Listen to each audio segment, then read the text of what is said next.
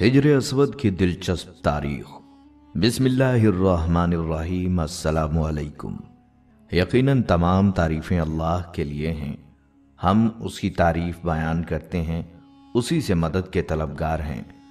मैं गवाही देता हूँ कि अल्लाह के सिवा कोई माबूद बरहक नहीं। खाना काबा के मशरकी गोशे की दीवार में तकरीबन 4 फुट की बुलंदी पर एक कदीम और मुक़द्दस तारीन आसमानी पत्थर नस्ब है। जन्नत के याकूतों में से एक है। यही पत्थर हिज्र अस्वद कहलाता है। हिज्र अस्वद अरबी जुबान के 2 अल्फाज का मजमुआ है। हिज्र अरबी में पत्थर को कहते हैं और अस्वद स्याह और काले रंग के लिए बोला जाता है। नाजरीन, हिज्र अस्वद वो पत्थर है जो काबा की मशरकी दीवार में नस्ब है। इस वक्त बड़े और मुख्तलिफ शक्लों के कई छोटे टुकड़ों पर मुश्तमिल है। ये टुकड़े अंदाजन 2.5 फीट कतर के दायरे में जुड़े हुए हैं, जिनके गिर्द चांदी का गोल चक्कर बना हुआ है। जो मुसलमान हज या उम्रा करने जाते हैं, उनके लिए लाजिम है कि तवाफ करते हुए हर बार हिज्र अस्वद को बोसा दें। अगर हजूम ज्यादा हो तो हाथ के इशारे से भी बोसा दिया जा सकता है। करोड़ों फर्जंदाने इस्लाम के महवर काबे का ये पत्थर सिर्फ मुसलमानों के लिए ही नहीं बल्कि तमाम मज़ाहिब के पैरोकारों के लिए मुक़द्दस है और वो इस पत्थर को अल्लाह की निशानी करार देते हैं।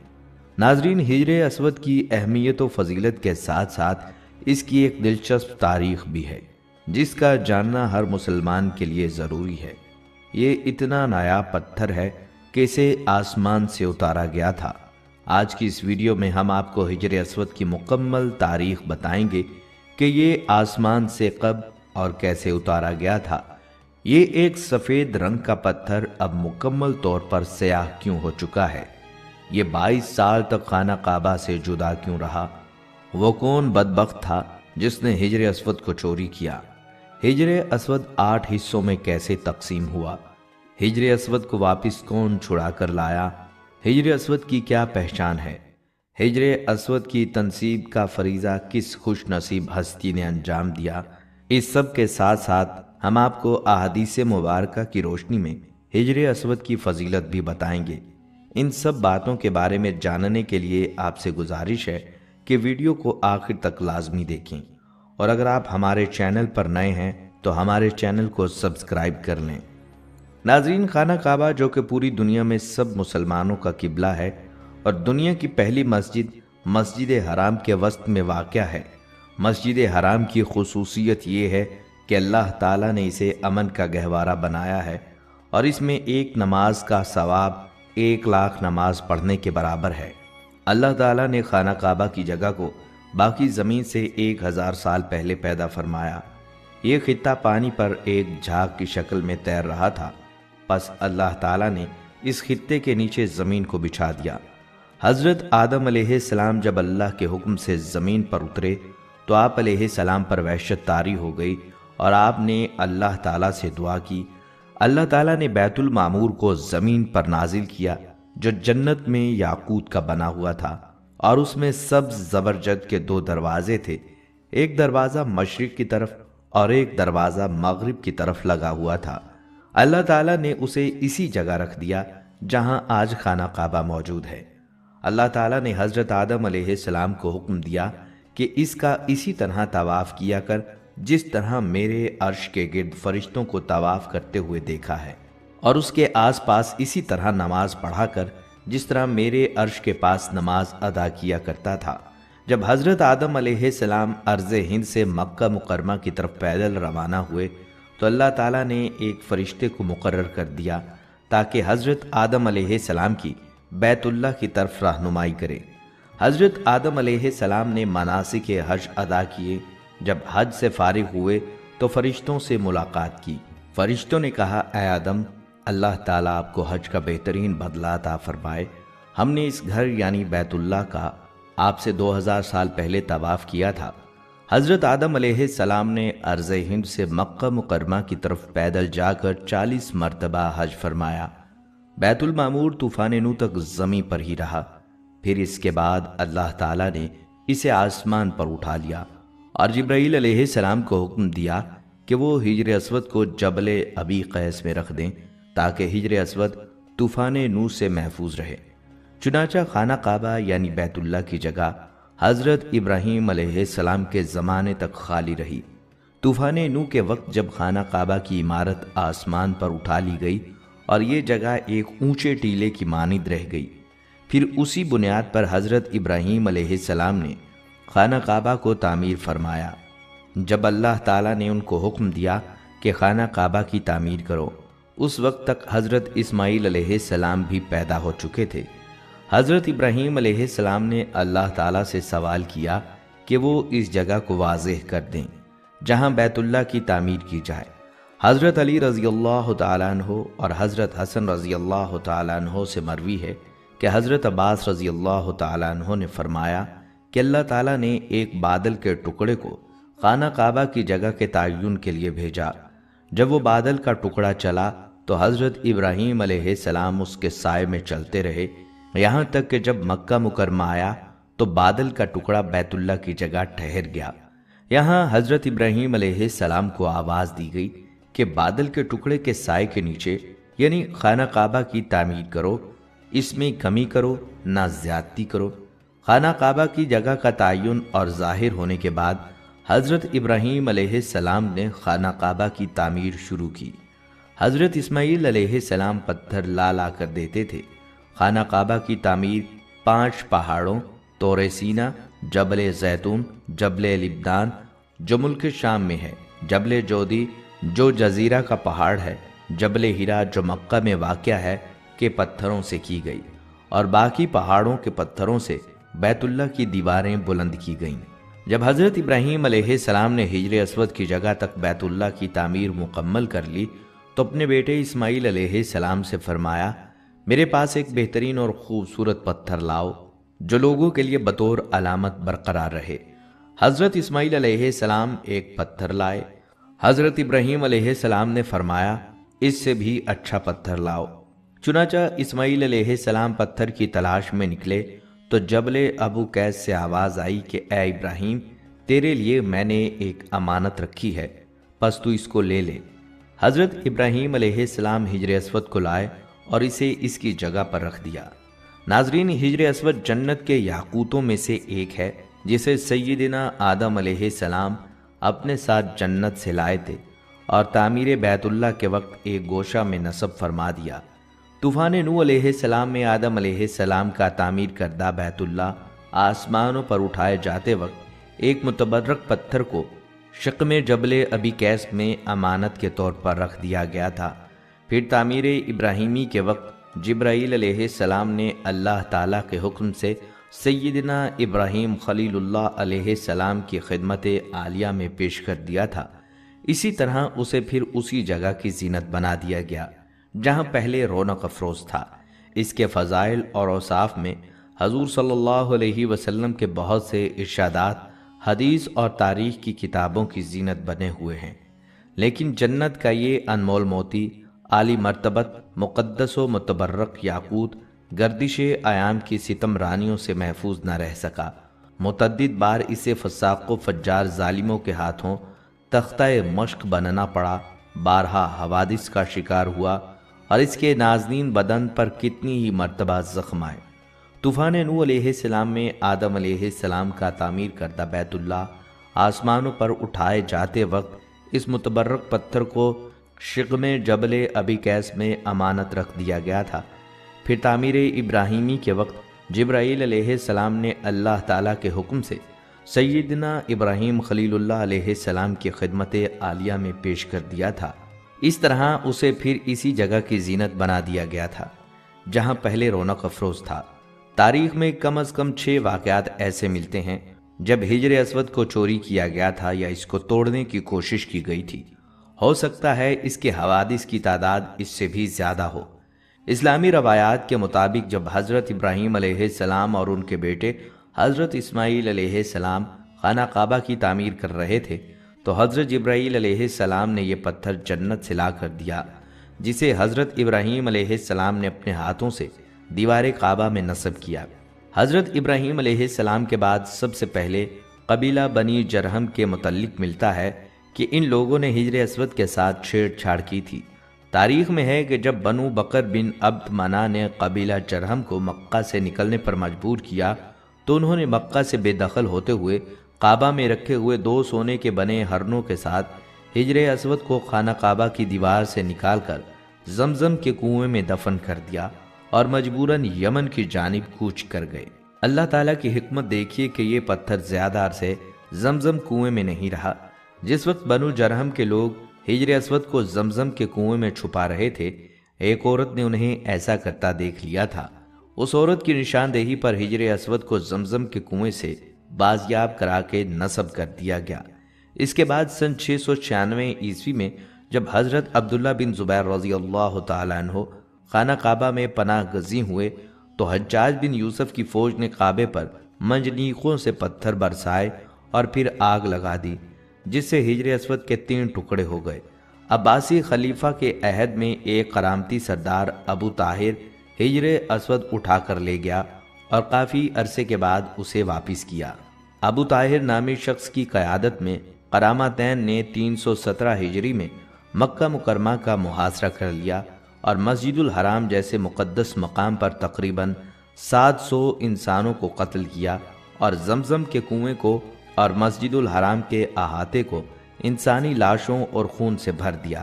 اس کے بعد اس نے مکہ مکرمہ کے لوگوں کی قیمتی اشیاء کو اور کعبہ مشرفہ میں رکھے ہوئے جواہرات کو غصب کر لیا۔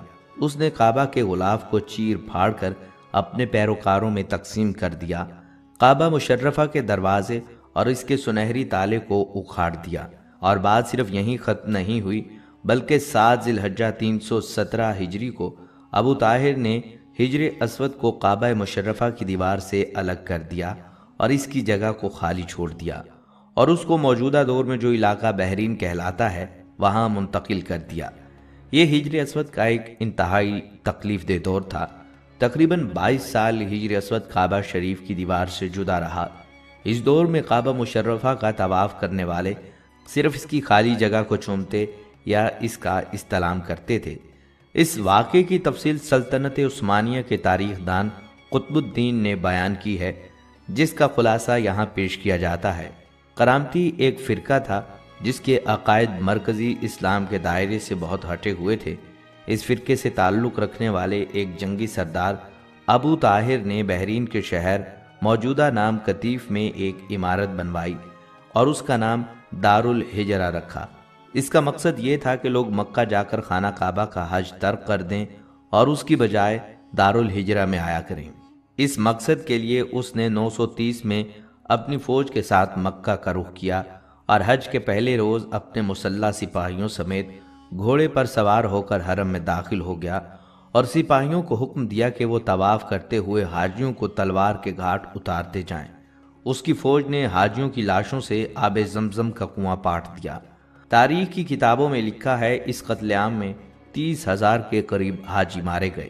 قطب الدین نے اپنی کتاب میں لکھا ہے کہ ابو طاہر اس وقت نشے کی حالت میں دھت تھا اور اس نے اسی حالت میں کعبے کا دروازہ اکھاڑ ڈالا اور چیخا، باخدا یہ میں ہوں، خدا پیدا کرتا ہے اور میں مارتا ہوں۔ ابو طاہر نے حاجیوں کا مال و اسباب لوٹ لیا اور عورتوں کو بچوں کے سامنے اپنی سپاہیوں میں تقسیم کر دیا۔ اب اسے مقام ابراہیم کی تلاش تھی، لیکن کعبہ کے متولیوں نے اسی افراتفری کے دوران اسے چھپا دیا، اس لیے وہ اسے نہیں ملا۔ مشہور مفسر اور مورخ ابن کثیر کی مشہور تاریخ کے جلد 11 میں اس کے بعد کے واقعے کا ذکر کرتے ہیں۔ پھر اس نے حجر اسود کو اکھاڑنے کا حکم دیا۔ اس وقت ایک شخص نے آ کر اپنے ہاتھ کی ایک بھاری چیز سے اس پر ضرب لگائی اور کہا، کہاں ہے وہ طیرن ابابیل اور کہاں ہے وہ حجارتم من سجیل۔ ابو طاہر حجر اسود کو اونٹ پر لدوا کر اپنے شہر کی طرف چل پڑا۔ ابن کثیر لکھتے ہیں، جب کرمتی اس حجر اسود کو لے کر اپنے شہر کو روانہ ہوا تو اس وقت امیر مکہ اور اس کے اہل بیت سب اس کے پیچھے پیچھے روانہ ہوئے اور اس سے درخواست کی سفارشیں پہنچائیں کہ وہ حجر اسود واپس کر دے تاکہ اپنی جگہ پر اسے رکھ دیا جائے، اور اس کے عوض اپنی ساری جائیداد دینے کی پیشکش کی، مگر اس نے ایک نہ سنی اور سب کو ہلاک کر ڈالا۔ طاہر حجر اسود کو اپنے ساتھ بحرین لے گیا اور اسے اپنی تعمیر کردہ عمارت میں رکھوا دیا۔ حجر اسود 22 سال تک اس کی تحویل میں رہا۔ تاہم ابو طاہر کی یہ امید کہ لوگ اب اس کے شہر آ کر حج کیا کریں گے پوری نہ ہو سکی۔ لوگ اب بھی خانہ کعبہ جاتے رہے اور حجر اسود کی خالی جگہ کو چومتے رہے۔ پھر اللہ تعالیٰ کی مشیت دیکھیے کہ 22 سال بعد 10 ذی الحجہ 339 ہجری کو قرامتین قبیلے سے ہی ایک آدمی نے حجر اسود کو آزاد کروایا اور حجر اسود کے اصل مقام پر پیوست کر دیا۔ کہا جاتا ہے کہ جب ابو طاہر چیچک کا شکار ہو کر 38 برس کی عمر میں مر گیا تو اس کا جانشین 20 مئی 951 کو حجر اسود لے کر مدینہ آیا۔ اس موقع پر مکہ کے حکمران جعفر محمد ابن عبدالعزیز بھی موجود تھے، جنہوں نے دیکھا کہ حجر اسود کو چاندی کی تاروں سے باندھا ہوا ہے، کیونکہ اس دوران اس میں 5 دراڑیں پڑ گئی تھیں۔ حسن ابن المرزوق نامی معمار نے یہ پتھر اپنی جگہ پر نصب کیا۔ سمبر نے اس موقع پر کہا، ہم اسے خدا کی طاقت سے لے گئے تھے اور اس کی مرضی سے واپس کر رہے ہیں۔ وہ اسے اپنے حکم سے لے گیا تھا اور اپنے حکم سے ہی واپس کر دیا۔ ناظرین، اسی طرح کا ایک واقعہ سن 990 ہجری میں بھی وقوع پذیر ہوا، جب ایک غیر عرب باشندہ اپنے ہتھیار کے ساتھ مطاف میں آیا اور اس نے حجر اسود کو ایک ضرب لگا دی۔ اس وقت کا ایک شہزادہ نصیر مطاف میں موجود تھا، جس نے اسے فوری طور پر موت کے گھاٹ اتار دیا۔ اور پھر 1351 ہجری کے محرم کے مہینے میں ایک افغانی باشندہ مطاف میں آیا اور اس نے حجر اسود کا ایک ٹکڑا توڑ کر باہر نکال دیا اور کعبہ کے غلاف کا ایک ٹکڑا چوری کر ڈالا۔ اس نے کعبہ کی سیڑھیوں کو بھی نقصان پہنچایا۔ کعبہ مشرفہ کے گرد کھڑے محافظوں نے اسے پکڑ لیا اور پھر اسے مناسب کارروائی کے بعد سزائے موت دی گئی۔ اس کے بعد 28 ربیع الاول سن 1391 ہجری کو شاہ عبدالعزیز نے اس پتھر کو دوبارہ کعبہ مشرفہ کی دیوار میں نصب کیا جو اس افغانی شخص نے نکال باہر کیا تھا۔ حجر اسود اس وقت ایک مکمل پتھر کی صورت میں نہیں ہے جیسا کہ یہ جنت سے اتارا گیا تھا، بلکہ حوادث زمانہ نے اس متبرک پتھر کو، جس کو بوسہ دینے کے لیے اہل ایمان کے دل ہر وقت بے چین رہتے ہیں، 8 ٹکڑوں میں تبدیل کر دیا ہے۔ ناظرین، روایات کے مطابق 606 عیسوی میں جب آپ صلی اللہ علیہ وسلم کی عمر مبارک 35 سال تھی، سیلاب نے کعبے کی عمارت کو سخت نقصان پہنچایا اور قریش نے اس کی دوبارہ تعمیر کی، لیکن حجر اسود رکھنے کا مسئلہ پیش آیا تو قبائل میں جھگڑا ہو گیا۔ ہر قبیلے کی یہ خواہش تھی کہ یہ سعادت اسے ہی نصیب ہو۔ رسول اللہ صلی اللہ علیہ وسلم نے اس جھگڑے کو طے کرنے کے لیے یہ طریقہ اختیار کیا کہ حجر اسود کو ایک چادر میں رکھا اور تمام سرداران قبائل سے کہا کہ وہ چادر کے کونے کو پکڑ کر اٹھائیں۔ چنانچہ سب نے مل کر چادر کو اٹھایا، اور جب چادر اس مقام پر پہنچی جہاں اس کو رکھا جانا تھا تو آپ نے اپنے مبارک ہاتھوں سے اس کو دیوار کعبہ میں نصب کر دیا۔ سب سے پہلے حضرت عبداللہ بن زبیر رضی اللہ تعالیٰ عنہ نے حجر اسود پر چاندی چڑھوائی۔ 1268 عیسوی میں سلطان عبد المجید نے حجر اسود کو سونے میں مڑھوایا۔ 1281 میں سلطان عبدالعزیز نے اسے چاندی میں مڑھوایا۔ ناظرین، مسلمانوں کے نزدیک یہ پتھر بہت مقدس اور متبرک ہے۔ جو مسلمان حج کرنے جاتے ہیں ان کے لیے لازم ہے کہ طواف کرتے ہوئے ہر بار حجر اسود کو بوسہ دیں۔ اگر ہجوم زیادہ ہو تو دور سے ہاتھ کے اشارے سے بوسہ دیا جا سکتا ہے۔ جب خانہ کعبہ کی دیواریں ہاتھ جتنی بلند تک چن لی گئیں تو حضرت اسماعیل علیہ السلام ایک پتھر لائے، جس پر کھڑے ہو کر حضرت ابراہیم علیہ السلام نے دیواروں کو مزید بلند کرنا شروع کیا۔ روایت ہے کہ جوں دیوار اونچی ہوتی جاتی تھی، یہ پتھر آپ ہی آپ بلند ہوتا جاتا تھا، اور جب حضرت ابراہیم علیہ السلام اس پتھر پر سے اترنا چاہتے تو نیچے ہو جاتا۔ اس پتھر پر حضرت ابراہیم علیہ السلام کے قدموں کے نشانات اول اسلام سے اب تک موجود ہیں۔ یہ پتھر اس زمانے سے حضرت عمر فاروق رضی اللہ تعالیٰ عنہ کے دور خلافت تک کعبے کی دیوار کے ساتھ چپکا رہا۔ پھر اس پتھر کو حضرت عمر فاروق رضی اللہ تعالیٰ عنہ نے خانہ کعبہ سے کچھ دور کر دیا تاکہ طواف کے وقت رکاوٹ نہ بنے، جسے مقام ابراہیم کہا جاتا ہے۔ کعبہ شریف کو اسلام سے قبل کل 4 مرتبہ تعمیر کیا گیا۔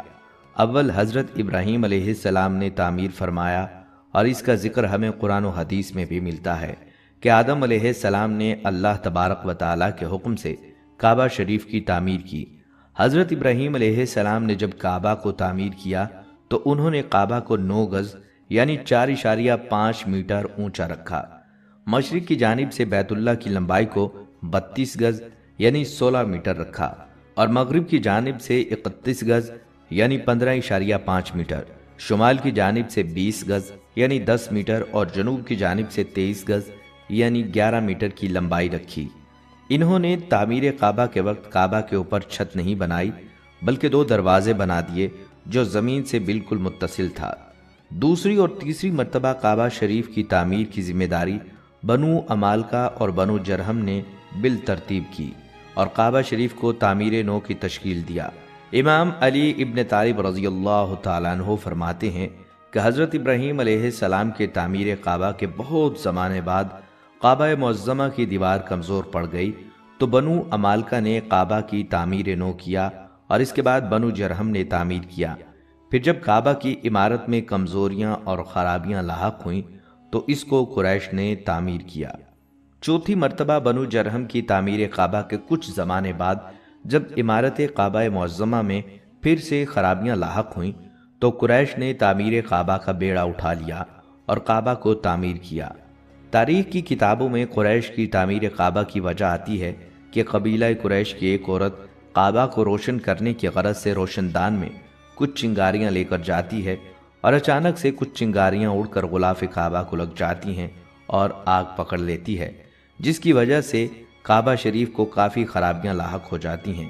یہ دیکھ کر قریش کے اندر بہت وحشت پھیل جاتی ہے کہ اگر وہ کعبہ کی تعمیر نہ کریں گے تو ان پر عذاب الہی کا قہر آئے گا، اور اسی بنا پر قریش آگے بڑھ کر کعبہ کی تعمیر نو پر اکٹھا ہو جاتے ہیں اور اس کے لیے صرف حلال مال جمع کرتے ہیں۔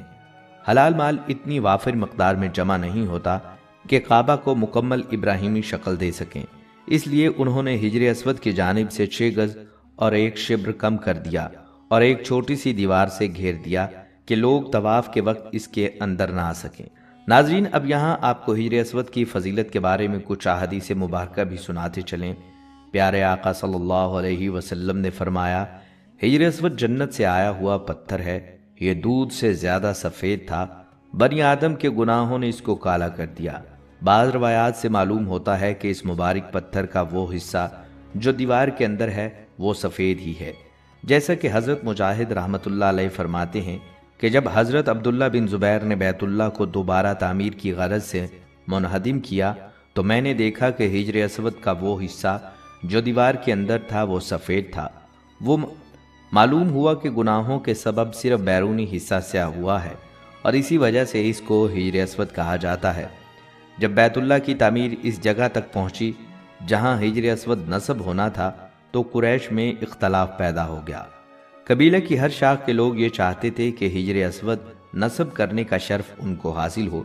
یہ اختلاف اتنا بڑھا کہ نوبت قتال کی جانب آن پہنچی، تلواریں میانوں سے نکل آئیں۔ اتنے میں بنو امیہ مخزومی جو قریش قبیلے کا معمر شخص تھا اٹھا اور کہنے لگا، ہمارے درمیان اس نزاع کا فیصلہ وہ شخص کرے گا جو کل سب سے پہلے بنو شیبہ دروازے سے حرم میں داخل ہوگا۔ اس بات پر سب متفق ہو گئے۔ ادھر فیصلہ خداوندی ہو چکا تھا کہ اس کے ہونے والے نبی محمد صلی اللہ علیہ وسلم اس شرف سے بہرہ ور ہوں گے۔ چنانچہ اگلے دن سب سے پہلے داخل ہونے والے کو اسلام سے قبل کل 4 مرتبہ تعمیر کیا گیا۔ اول حضرت ابراہیم علیہ السلام نے تعمیر فرمایا، اور اس کا ذکر ہمیں قرآن و حدیث میں بھی ملتا ہے کہ آدم علیہ السلام نے اللہ تبارک و تعالیٰ کے حکم سے کعبہ شریف کی تعمیر کی۔ حضرت ابراہیم علیہ السلام نے جب کعبہ کو تعمیر کیا تو انہوں نے کعبہ کو 9 گز یعنی 4.5 میٹر اونچا رکھا۔ مشرق کی جانب سے بیت اللہ کی لمبائی کو 32 گز یعنی 16 میٹر رکھا اور مغرب کی جانب سے 31 گز یعنی 15.5 میٹر، شمال کی جانب سے 20 گز یعنی 10 میٹر اور جنوب کی جانب سے 23 گز یعنی 11 میٹر کی لمبائی رکھی۔ انہوں نے تعمیر کعبہ کے وقت کعبہ کے اوپر چھت نہیں بنائی بلکہ 2 دروازے بنا دیے جو زمین سے بالکل متصل تھا۔ دوسری اور تیسری مرتبہ کعبہ شریف کی تعمیر کی ذمہ داری بنو عمالقہ اور بنو جرہم نے بالترتیب کی اور کعبہ شریف کو تعمیر نو کی تشکیل دیا۔ امام علی ابن طالب رضی اللہ تعالیٰ عنہ فرماتے ہیں کہ حضرت ابراہیم علیہ السلام کے تعمیر کعبہ کے بہت زمانے بعد کعبہ معظمہ کی دیوار کمزور پڑ گئی تو بنو امالکہ نے کعبہ کی تعمیر نو کیا اور اس کے بعد بنو جرہم نے تعمیر کیا۔ پھر جب کعبہ کی عمارت میں کمزوریاں اور خرابیاں لاحق ہوئیں تو اس کو قریش نے تعمیر کیا۔ چوتھی مرتبہ بنو جرہم کی تعمیر کعبہ کے کچھ زمانے بعد جب عمارت کعبہ معظمہ میں پھر سے خرابیاں لاحق ہوئیں تو قریش نے تعمیر کعبہ کا بیڑا اٹھا لیا اور کعبہ کو تعمیر کیا۔ تاریخ کی کتابوں میں قریش کی تعمیر کعبہ کی وجہ آتی ہے کہ قبیلہ قریش کی ایک عورت کعبہ کو روشن کرنے کی غرض سے روشن دان میں کچھ چنگاریاں لے کر جاتی ہے اور اچانک سے کچھ چنگاریاں اڑ کر غلاف کعبہ کو لگ جاتی ہیں اور آگ پکڑ لیتی ہے، جس کی وجہ سے کعبہ شریف کو کافی خرابیاں لاحق ہو جاتی ہیں۔ یہ دیکھ کر قریش کے اندر بہت وحشت پھیل جاتی ہے کہ اگر وہ کعبہ کی تعمیر نہ کریں گے تو ان پر عذاب الہی کا قہر آئے گا، اور اسی بنا پر قریش آگے بڑھ کر کعبہ کی تعمیر نو پر اکٹھا ہو جاتے ہیں اور اس کے لیے صرف حلال مال جمع کرتے ہیں۔